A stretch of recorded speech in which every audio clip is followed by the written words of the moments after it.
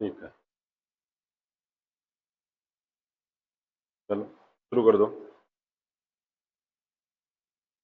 प्यारे बच्चों, आपका हरियाणा जी की क्लास के अंदर स्वागत है। और ये क्लास आगे चलकर जो आपका सीईटी का एग्जाम होगा या आप एस्टेट का एग्जाम दोगे तो यहाँ से आपको क्वेश्चन जरूर मिलेंगे। तो दोस्तों, ये जो सीरीज है ये प्रीवियस ईयर के एग्जाम में आए हुए जो क्वेश्चन है उनकी सीरीज हमने शुरू की है। तो मैंने पहले भी बताया था कि भाई आप ये देखोगे कि हरियाणा में बहुत सारे पेपर हुए हैं। तो हरियाणा जीके के 25 क्वेश्चन आते हैं। तो नए क्वेश्चन जो बनेंगे ना, वो आपके या तो करंट के बनेंगे या गवर्नमेंट की भी कुछ योजनाएं होंगी ना, वो बनेंगे। नहीं तो ज्यादातर क्वेश्चन आपको प्रीवियस ईयर के एग्जाम से ही मिल जाएंगे। तो इसलिए आपने एग्जाम की तैयारी करने के लिए पहले तो आप सब्जेक्टिव को पढ़िए, उसके बाद फिर एमसीक्यू को पढ़िए। ऐसा नहीं है कि स्टार्टिंग में ही आप एमसीक्यू कर लोगे तब भी बात नहीं बनेगी। तो सब्जेक्टिव भी पढ़ना है आपने, ठीक है। इसके लिए हमारी क्लासेस सब्जेक्टिव की भी चली हुई है, आपको बहुत सारी क्लासेस यूट्यूब पे और मिल जाएंगी। तो शुरू करते हैं आज की सीरीज को। ये हमारी सेकंड क्लास है। इसमें मैं सारे वही क्वेश्चन डिस्कस करूंगा जो प्रीवियस एग्जाम के अंदर आए हुए हैं और आगे भी आपको यहाँ से देखने के लिए मिलेंगे। और आपने कॉपी पेन साथ लेके बैठना है, क्योंकि जो क्वेश्चन के साथ में कुछ कंसेप्ट और भी डिस्कस करूंगा वो आपने नोट करते रहना है। तो जैसे हमारा सोनीपत के अंदर जो इंस्टीट्यूट है ये चाणक्य कोचिंग इंस्टीट्यूट है। पिछले 13 साल से हम आप लोगों की सेवा में लगे हुए हैं। बहुत सारे छात्र यहाँ से सफल हुए हैं और इस बार आप भी सफल होगे। तो पहला क्वेश्चन देखिए यहाँ से, हरियाणा में हर्षवर्धन कालीन ताम्र मुद्राएं कहाँ से मिली हैं? तो दोस्तों, हरियाणा के अंदर वर्धन वंश ने बहुत साल तक शासन किया। उस वर्धन वंश के अंदर एक प्रसिद्ध राजा हुए और इस राजा का नाम था हर्षवर्धन। एक तो ये भी आपने ध्यान रख लेना, जो वर्धन वंश के जो शक्ति राजा कौन से हुए हैं, वो हर्षवर्धन हुए हैं। तो इस दौरान जो करेंसी की हम बात करें, जो करेंसी में जो तांबे की मुद्राएं ये कहां से मिली हैं? ये मिली हैं दोस्तों, बताइए यदि आपको ये क्वेश्चन आता, बताइए। पेवा से नहीं, पेवा से नहीं, इसका राइट आंसर रहेगा दोस्तों ये सोनीपत से। तो सोनीपत से मिली है, ठीक है। तो ये आप ध्यान रख लीजिए, सोनीपत से, ठीक है।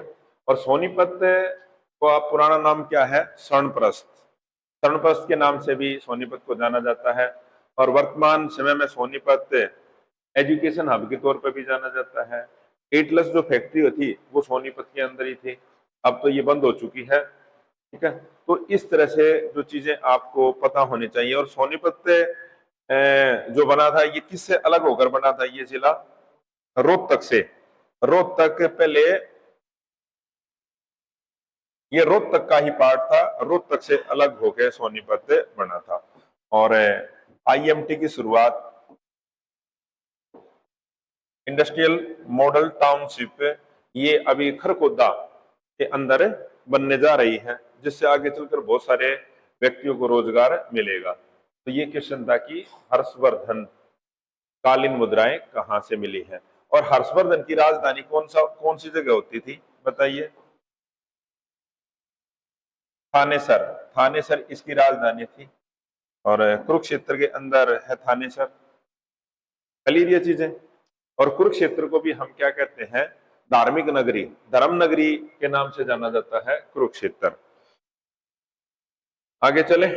अग्रवा, राजा अग्रसेन की राजधानी होता था अग्रवा। पानीपत को बुनकरों का शहर कहते हैं, ठीक है। तो ये चीज भी आप साथ ही साथ नोट करते चलोगे। यानी एक जब आपने क्वेश्चन पढ़ा उसके साथ देखो कितने कंसेप्ट आपके क्लियर होंगे। ये सारी चीजें नोट कीजिए आप। उसके बाद नेक्स्ट क्वेश्चन देखिए आप, हरियाणा के प्रथम गैर कांग्रेसी मुख्यमंत्री कौन थे? तो हमारा क्वेश्चन ये है कि हरियाणा में कौन ऐसे मुख्यमंत्री थे जो कांग्रेस पार्टी से नहीं थे? पहले मुख्यमंत्री चौधरी देवीलाल, बंसीलाल, भगवत लाल शर्मा या राव वीरेंद्र सिंह? किसके साथ जाओगे आप लोग? राव वीरेंद्र लॉक कर दें इसको? चलो, हमने राव वीरेंद्र को लॉक कर दिया। देखते हैं आंसर क्या रहेगा। बिल्कुल ठीक है, राइट आंसर रहेगा राव वीरेंद्र। तो ये देखना प्यारे बच्चों, जैसे हरियाणा का जब गठन हुआ 1966 के अंदर, 1 नवंबर 1966 में हरियाणा बना पंजाब से अलग होकर। ठीक है। हरियाणा को 54 जो सीटें थी वो मिली विधानसभा के अंदर, यानी हरियाणा में 54 एमएलए थे, मेंबर ऑफ लेजिस्लेटिव असेंबली। इनमें से ज्यादातर जो कांग्रेस पार्टी से थे, तो कांग्रेस पार्टी की सरकार बनी स्टार्टिंग में। और स्टार्टिंग में जो पहले जो फर्स्ट सीएम बने ना, जो फर्स्ट सीएम बने वो थे बीडी शर्मा, भगवत दयाल शर्मा। ठीक है, क्लियर ये। उसके बाद 1967 के अंदर हरियाणा में दोबारा चुनाव हुए। 1967 में ये चुनाव हुए थे, उस दौरान 81 सीटों के लिए। ये भी आपने साथ के साथ नोट कर लेनी ही ये चीजें। उस दौरान 81 सीटों के लिए जो चुनाव हुए थे, 81 के लिए। इसके बाद फिर किसकी सरकार बन गई? कांग्रेस की ही बन गई। और फिर दोबारा सेकंड टाइम जो सीएम बने, फिर कौन बन गए? बीडी शर्मा। लेकिन राव वीरेंद्र थे ना, जो राव इंद्रजीत के फादर, जो हरियाणा के अंदर राव इंद्रजीत है, उनके पिता थे राव वीरेंद्र। इनकी पार्टी थी हरियाणा विशाल पार्टी। ये भी आपने ध्यान रख लेना, हरियाणा विशाल पार्टी। इन्होंने क्या किया? कांग्रेस की जो पार्टी के एमएलए थे ना, उनको तोड़ लिया और अपनी तरफ कर लिया। और उसके बाद ये हरियाणा के जो सीएम बन गए। हालांकि ये गवर्नमेंट ज्यादा दिन तक नहीं चली इनके, तो ये हरियाणा विशाल पार्टी से थे। तो पहले कांग्रेसी आ जाए, अगर कांग्रेस पार्टी से जो पहले सीएम थे तो वो तो भगवत दयाल शर्मा पहले बने। नोट कर लेना, भगवत दयाल शर्मा पंजाब से अलग हुआ, उसके बाद चुनाव हुए, फिर बने भगवत दयाल शर्मा। लेकिन बीच में ही गवर्नमेंट को तोड़ के उसके बाद दोबारा सीएम कौन बन गए? राव वीरेंद्र। और राव वीरेंद्र की सरकार भी फिर टूट गई। और उसके बाद फिर कौन सीएम बन गए? हाँ जी, कौन बने? नहीं, फिर फिर दोबारा जब चुनाव हुए उसके बाद नहीं, फिर उसके बाद हरियाणा के अंदर क्या लागू हो गया? हरियाणा में राष्ट्रपति शासन लागू हो गया। ठीक है, राष्ट्रपति शासन लागू हुआ, फिर उसके बाद चुनाव हुए, फिर बने बंसीलाल सीएम। इस तरह से ध्यान। क्या कह रहे थे आप? क्या हरियाणा में 77 सीटें कभी नहीं हुई हैं? हरियाणा के अंदर जो सीटों का ये आंकड़ा कैसे चला था ये भी देखने ला। स्टार्टिंग में चुनाव हुए थे 54, पहले थी 54, उसके बाद हुई 81 और उसके बाद हुई 90। ठीक है, ये ऐसे चली हैं सीटें। 90 सीटें 1977 का में जो प्री सीमन आयोग का गठन किया गया उसमें हुई थी। और अब होगा 1926, ये 2026 में जो प्री सीमन आयोग का गठन होगा तब जाके सीट बढ़ेंगी। और आइडिया है कि हरियाणा के अंदर विधानसभा की सीटें 120 हो जाएंगी। क्लियर? ध्यान नहीं है जो पढ़ा था, शायद गलत डाटा नोट किए हुए है भाई। क्लियर किए? बंसीलाल देखो हरियाणा के पहले सीएम थे जिन्होंने अपना कार्यकाल पूरा 5 वर्ष पूरा किया था। हरियाणा के लौह पुरुष भी इन्हीं को कहते हैं। देखो स्थायित्व जो लेके आए वो कौन लेके आए? बंसीलाल ही लेके आए। क्लियर ये? अब देखो यहां से मैंने आपको कितने कंसेप्ट क्लियर कर दिए। भगवत दयाल शर्मा पहले सीएम बने थे, कांग्रेस पार्टी से बने थे। राव वीरेंद्र फिर दूसरी बार सीएम, दूसरे सीएम बने, हरियाणा विशाल पार्टी से सीएम बने थे। और इन्होंने ही कांग्रेस के एमएलए को तोड़ा था। उसके बाद हरियाणा में राष्ट्रपति शासन लागू हुआ। राष्ट्रपति शासन लागू होने के बाद जब दोबारा चुनाव हुए तो चौधरी बंसीलाल हरियाणा के सीएम में बने।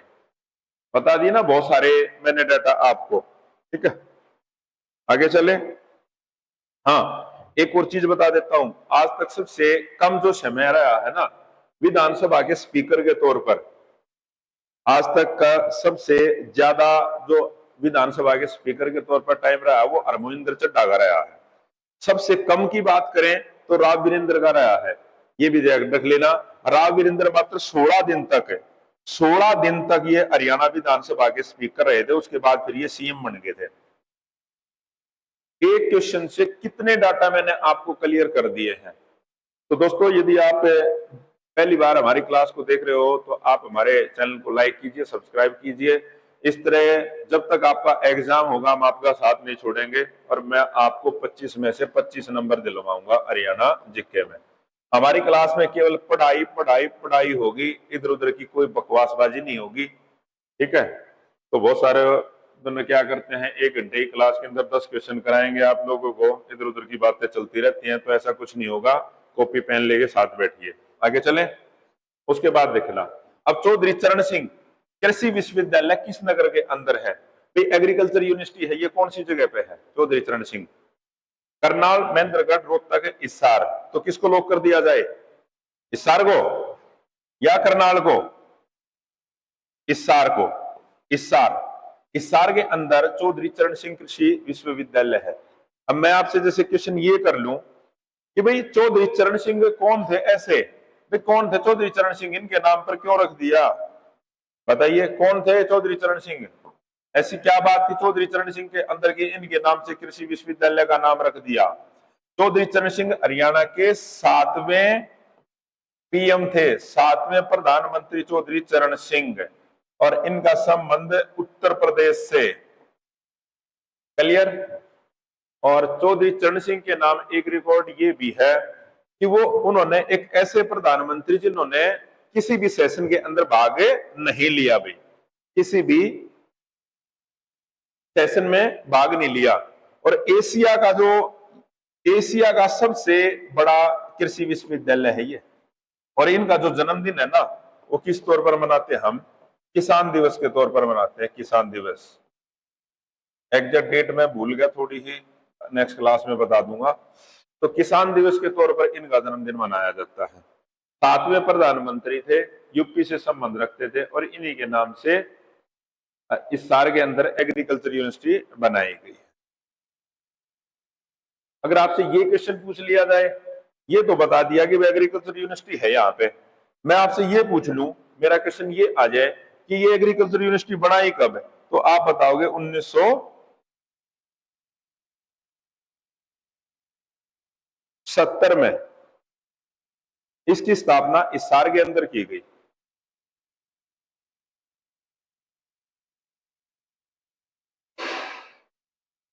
आगे चले,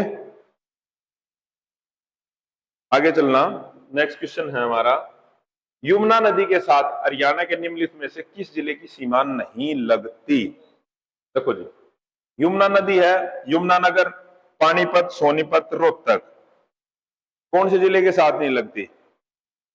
बताइए।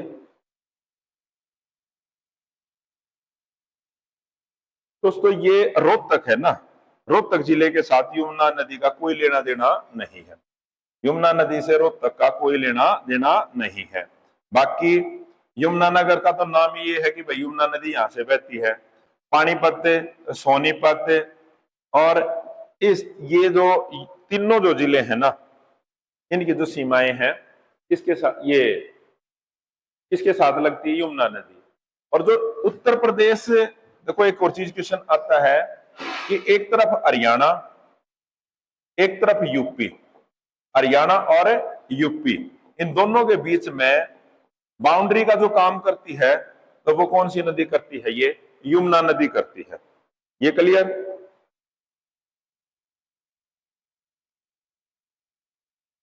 एक दोस्तों, जैसे ये फरीदाबाद से होते हुए ना, फिर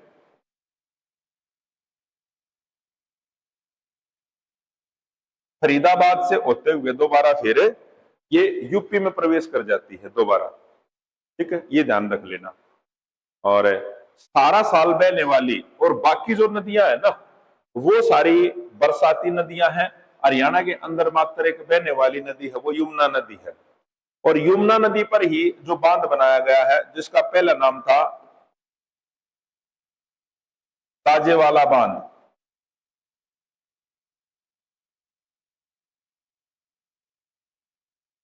हथनी कुंड बैराज, अब इसको किस नाम से जाना जाता है? हथनी कुंड बैराज। बैराज क्या होता है? बांध। और ये बनाया गया 1996 में, इस पर काम स्टार्ट हुआ था, और 1999 में इसको पूरा हुआ था। क्लियर? ये भी ध्यान रख लेना आपके।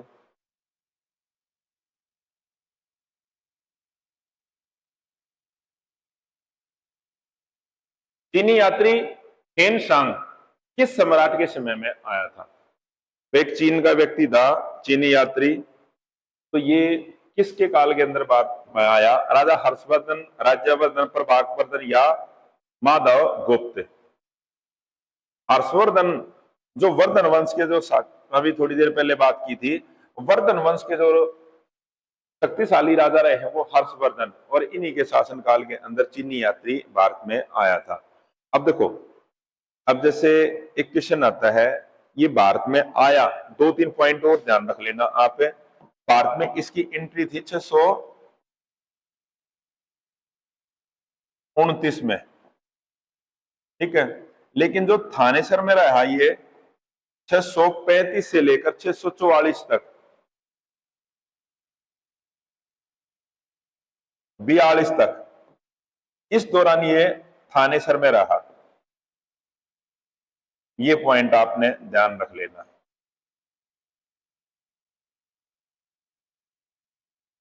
और इनकी जो फेमस बुक है वो कौन सी है? सीयू की। ये पॉइंट भी आपने ध्यान रखना। देखो, अब आपसे पूछ लिया जाए, क्वेश्चन क्या आएगा कि भाई चीनी यात्री हेन सांग थानेसर के अंदर कब से कब तक रहा? ये क्वेश्चन कई बार पूछा जा चुका है। तो आप बताओगे ये 635 से लेकर 642 तक, लेकिन भारत के अंदर इसकी एंट्री कब से कब तक रही? भारत में आया था ये 629 में, और फिर ये थानेसर के अंदर रहा। और इसने यहाँ पर एक अपनी पुस्तक लिखी सीयू की, और इन्होंने ये बताया था कि जो थानेसर था ना, उस दौरान यहाँ पर बौद्ध केंद्र था, ये बौद्ध केंद्र, और एक विज्ञान केंद्र, यानी बुद्धिस्ट भी रहते थे, और ये विज्ञान का भी एक केंद्र था। थानेसर के बारे में इसने ये बताया है।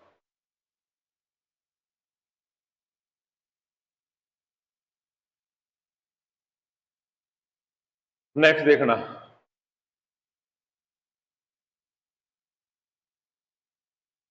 गुरुग्राम में नया औद्योगिक नगर स्थापित करने के लिए हरियाणा सरकार ने किसके साथ एमओयू पर हस्ताक्षर किया?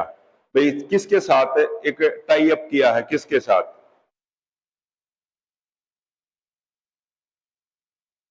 बताइए। मैंने आपको बताया था कि भाई हरियाणा 2016 के अंदर ये कहा था कि भाई गुरुग्राम को औद्योगिक एक नगर के तौर पर डेवलप किया जाएगा, 1500 एकड़ में इसको डेवलप किया जाएगा, ठीक है। तो ये कौन से किसके साथ डेवलप किया गया, एग्रीमेंट साइन किया गया है? ये इसके साथ CFLD। क्या फुल फॉर्म होगी CLFD की? चाइना फॉर्च्यूनर लैंड डेवलपमेंट, ठीक है। तो ये आएगा।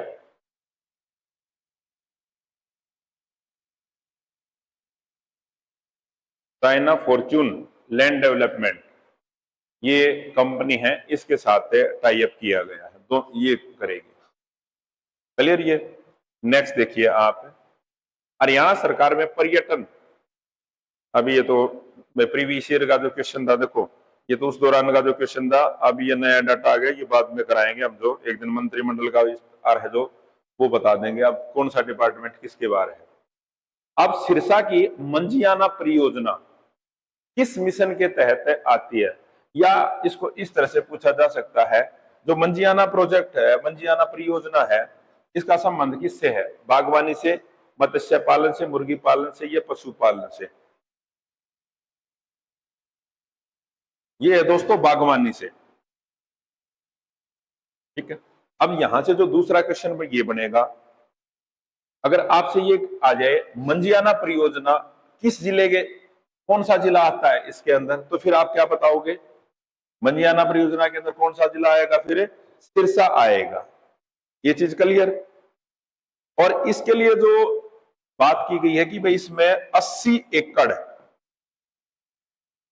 जमीन पर यह परियोजना तैयार होगी, और 9.7 करोड़ रुपए बजट इसके लिए दिया गया था कि भाई इतने रुपए लगाकर इस प्रोजेक्ट पर काम किया जाएगा, 9.7 करोड़। अब देखो, इसमें बागवानी के अंदर हम क्या करते हैं? फलों को उगाते हैं, ठीक है। तो इसमें जो बात की गई है ना, मेन फोकस किस पे किया जाएगा। देखो सिरसा वाली जो जमीन है उस साइड है, वो जमीन किसके लिए सबसे बेहतर मानी गई है। एक तो जैतून, अनार और खजूर, ज्यादातर ये जो फल है ना, ये उसमें इस प्रोजेक्ट के अंदर आएंगे। जैतून, जैतून, खजूर और अनार, यानी इनकी नई किस्म तैयार की जाएंगी, इन फलों पर काम किया जाएगा। ये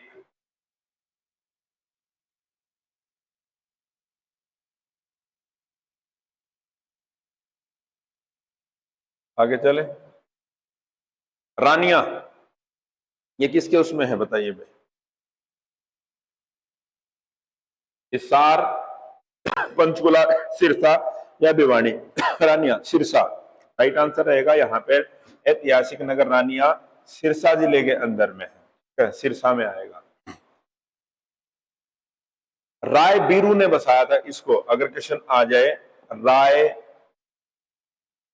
बीरू द्वारा बसाया गया नगर है रानिया।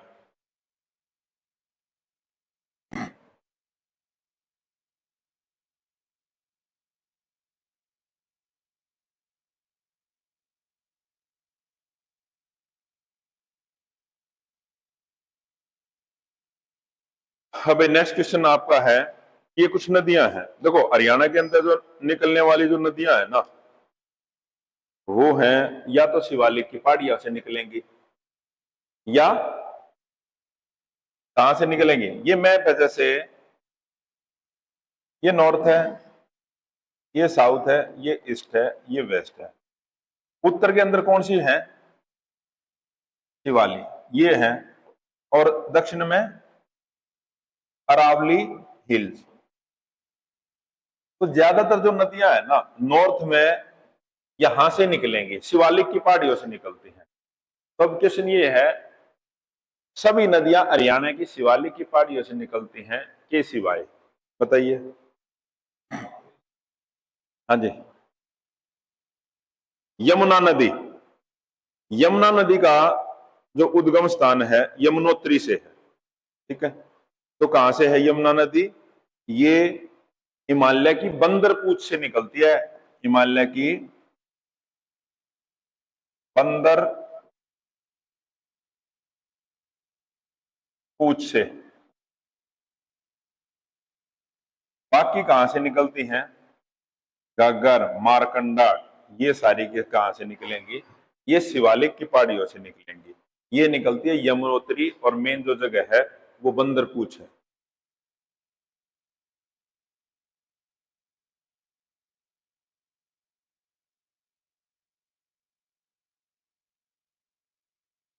और समुद्र तल से इसकी जो ऊंचाई है ना,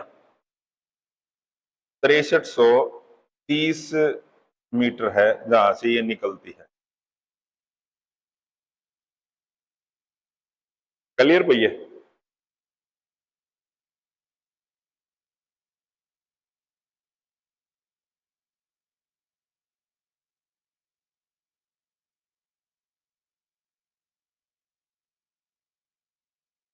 देखो ये जैसे आपसे एक क्वेश्चन हो रहा था, मारकंडा, मारकंडा नदी, मारकंडी के बारे में पूछा जाता है कि ये हरियाणा के अंदर है, हिमाचल से निकलेगी है।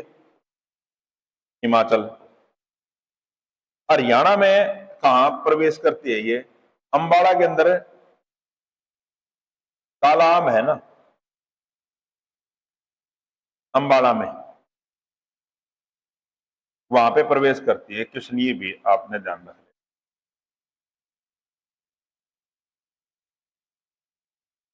आगे चलें भाई।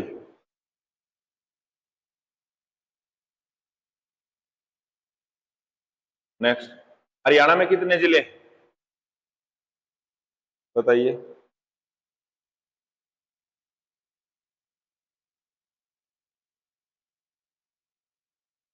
हरियाणा में कितने जिले हैं, 22 जिले हरियाणा में, 22। हरियाणा और पंजाब दोनों में 22 22 जिले हैं, ठीक है। यहां से आप ये देखना, जब हरियाणा बना स्टार्टिंग में कितने जिले थे? एक वर्ड लिखता हूं मैं, उससे आपको याद हो जाएंगे। हरियाणा जब स्टार्टिंग में बना तो कितने जिले थे बताइए? 7। इसके लिए वर्ड याद रखो आप, महेंद्र करे आरोही गुड़ की जिद।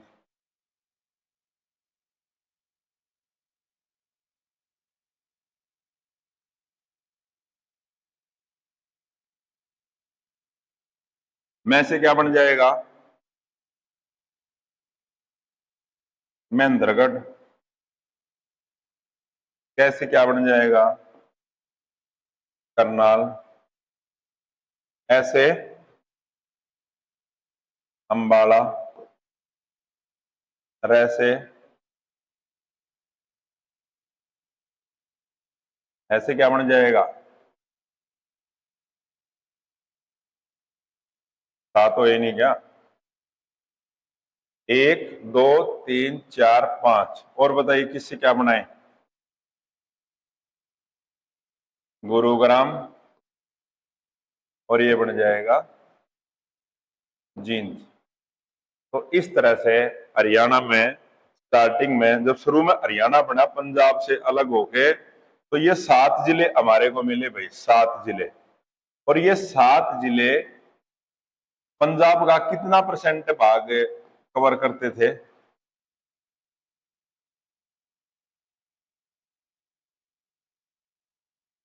34.8% जो भाग था ये कवर करते थे। ये ध्यान रख लें। लास्ट में जो अभी जिला बना वो कौन सा बना? चरखी दादरी। 4 दिसंबर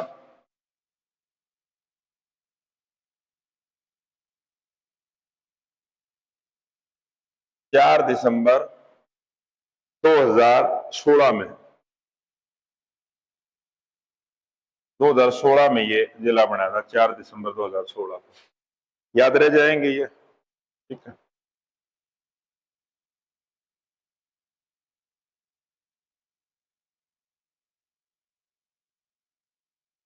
और एक चीज और ध्यान रख लेना, एक साथ 4 जिले कब बने थे? इसके लिए लाइन और याद रख लेना, यमुना का पानी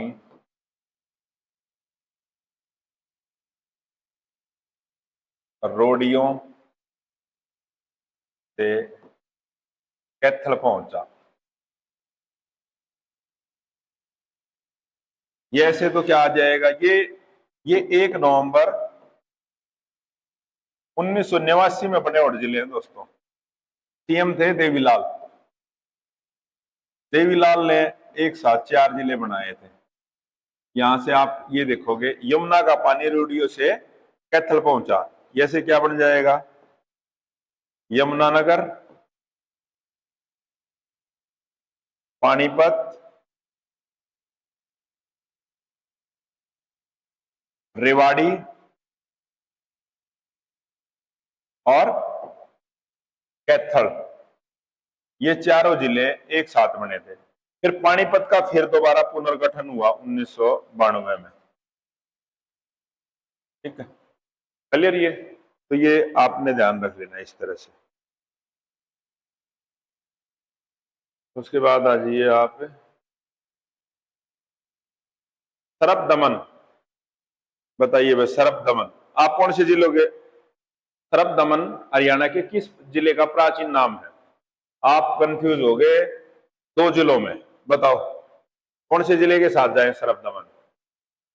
सोनीपत, सिरसा, सोहना या सफीदों?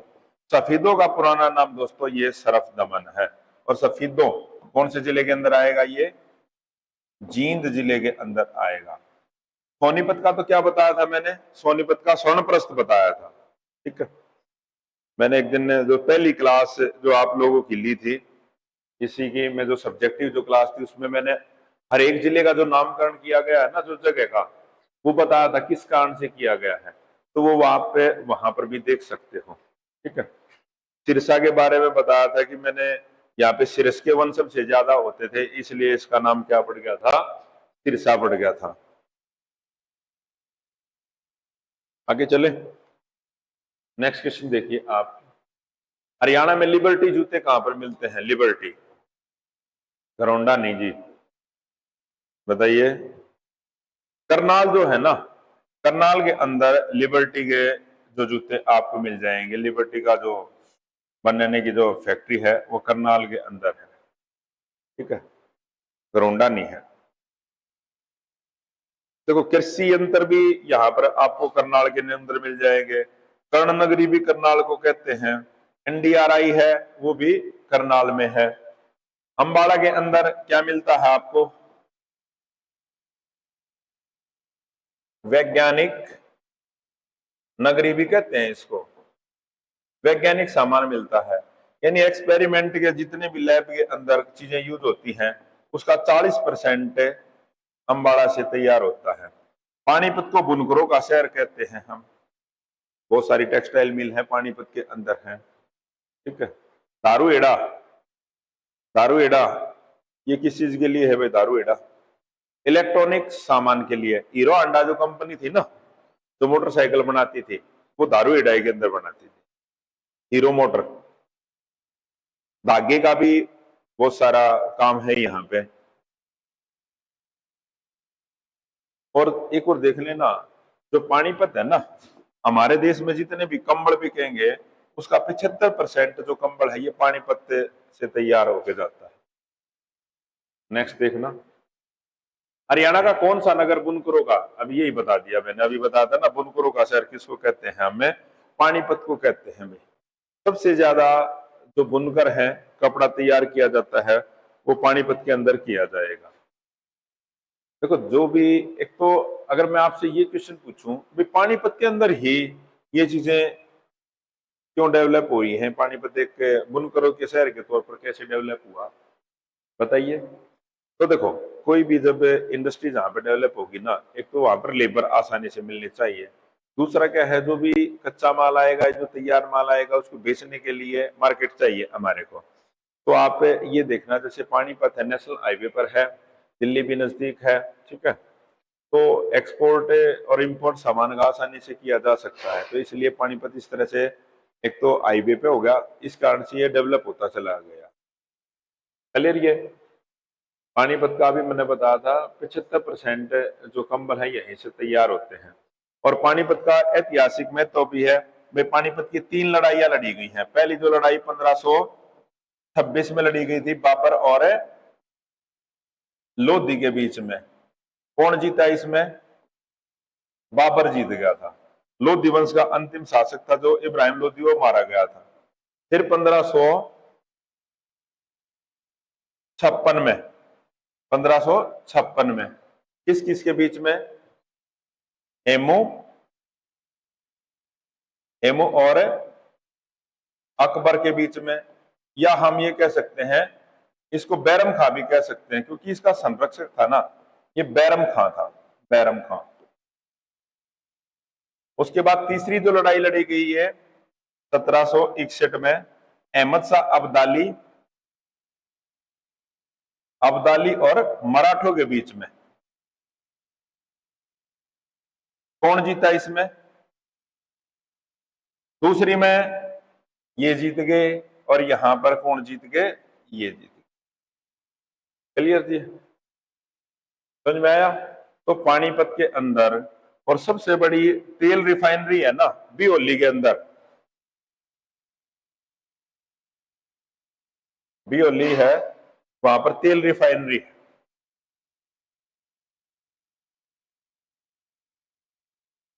हरियाणा से राज्यसभा में कितने सदस्य मनोनीत किए जाते हैं?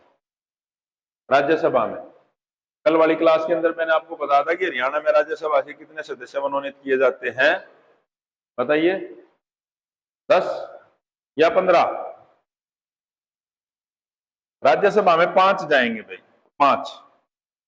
राज्यसभा को ऊपरी सदन, अपर हाउस कहते हैं। 2 होंगे, एक तो लोकसभा, ये देख लेना, लोकसभा और राज्यसभा। अपर हाउस किसको कहेंगे हम?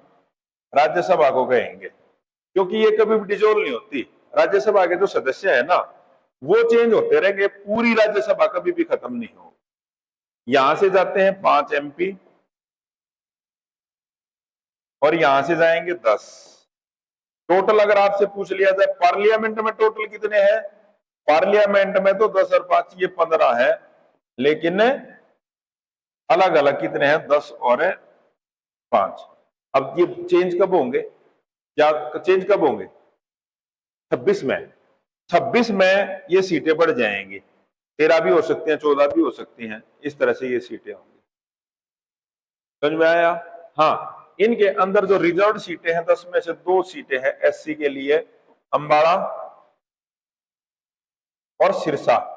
बाकी रिजर्व नहीं है, ये 2 सीटें हैं अंबाला और सिरसा। बाकी है 8 है UR अनरिजर्व।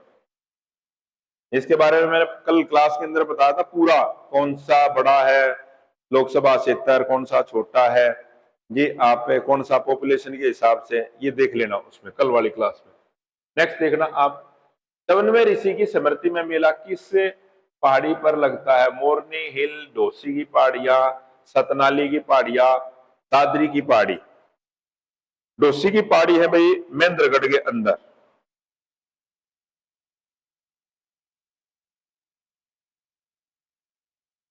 जो डोसी की पहाड़ी है ना महेंद्रगढ़ के अंदर, 54वें ऋषि ने वहां पर तपस्या की थी, तो डोसी की पहाड़ियां वहीं पर है।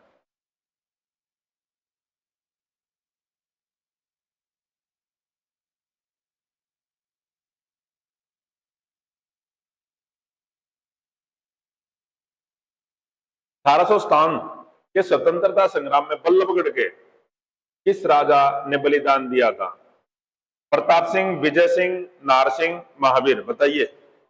राजा नाहर सिंह। राजा नाहर सिंह ने 1857 की जो क्रांति हुई इसमें अपने प्राणों का बलिदान दे दिया था राजा नाहर सिंह ने भाई। बल्लभगढ़ रियासत के राजा थे ये नाहर सिंह। देखो नाहर सिंह 1857 की क्रांति के अंदर हरियाणा में बल्लभगढ़ की तरफ से नेतृत्व करने वाले थे, ठीक है। इनको 1857 की क्रांति में 6 दिसंबर 1857 को गिरफ्तार कर लिया गया था। फिर उसके बाद चांदनी चौक, चांदनी चौक पर भाई इसकी, चांदनी चौक पर क्या कर दिया गया था, इसको फांसी दे दी गई। जिस दिन इनका जन्मदिन था ना 9 जनवरी को, देखो 9 जनवरी को इनका जन्मदिन था 1858 में, उसी दिन इनको फांसी दे दी गई थी। इन्हीं के नाम से बहुत सारे जो सथलों का नाम रखा गया है इनके नाम से। फरीदाबाद के अंदर जो क्रिकेट का स्टेडियम है ना, राजा नाहर सिंह के नाम से वो है। और आज इनका जो महल है वो टूरिज्म का कुछ हिस्सा उसको हरियाणा टूरिज्म को दे दिया गया है, इनका महल था। क्लियर ये। या क्वेश्चन ये भी आ जाता है कि राजा नाहर सिंह को कौन सी जगह पर फांसी दी गई थी, तो आप बताओगे राजा नाहर सिंह को जो फांसी दी गई थी वो चांदनी चौक पर। और किसने दी थी, अंग्रेजों ने, ठीक है। 1857 की जो क्रांति की जो शुरुआत हुई थी ये मेरठ से हुई थी, मेरठ।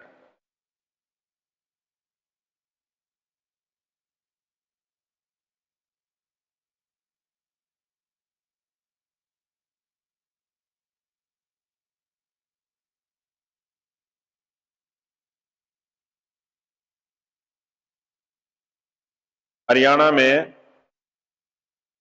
राजा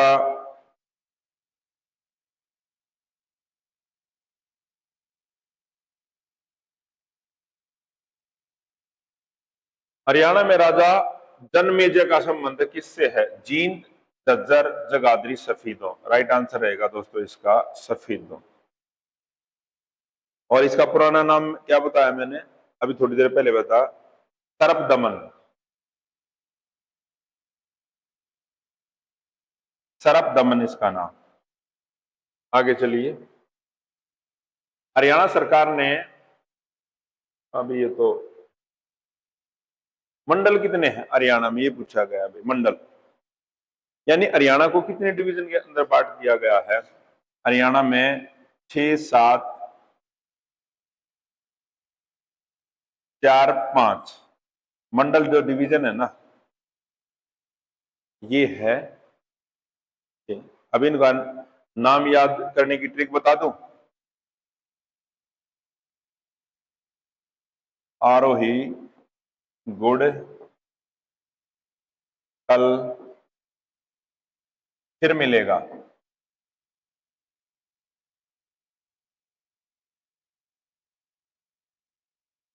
इस लाइन से आपको सारे मंडल याद हो जाएंगे।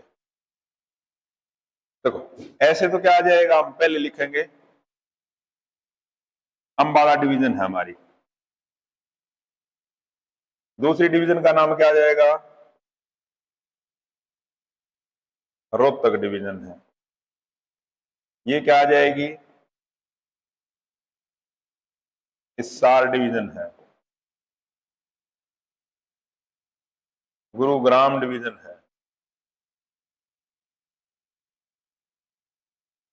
और बताओ भाई, करनाल डिवीजन है। पूरे हो गए क्या, रहता है। एक कौन सी डिवीजन रह जाएगी फिर, हाँ फरीदाबाद। तो ये है आपकी कितनी डिवीजन, इनमें कितने जिले आएंगे आपके, 6 डिवीजन होंगी और आपके 22 जिले होंगे, ये ध्यान रख लेना। अब जैसे कई बार जैसे ये भी क्वेश्चन आ जाता है कि अंबाला डिवीजन में कौन से हैं, रोहतक में कौन से हैं, हिसार में कौन से, गुरुग्राम में, करनाल में। ये नेक्स्ट जब क्वेश्चन कराएंगे कोई इस तरह का आएगा तब बताऊंगा आपको। नेक्स्ट देखना आप, हरियाणा के प्रथम राजकवि कौन थे, यानी प्रथम राजकवि की उपाधि किसको दी गई है। लीलाधर, उदयभान, हंस, बालमुकुंद गुप्त या तुलसीदास शर्मा।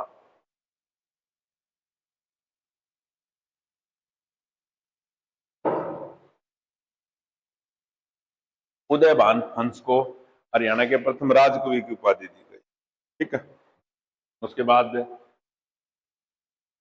कुरुक्षेत्र स्थित बिड़ला मंदिर किस सरोवर के निकट है। सरोवर क्या होता है, तालाब, सर तालाब, बताइए।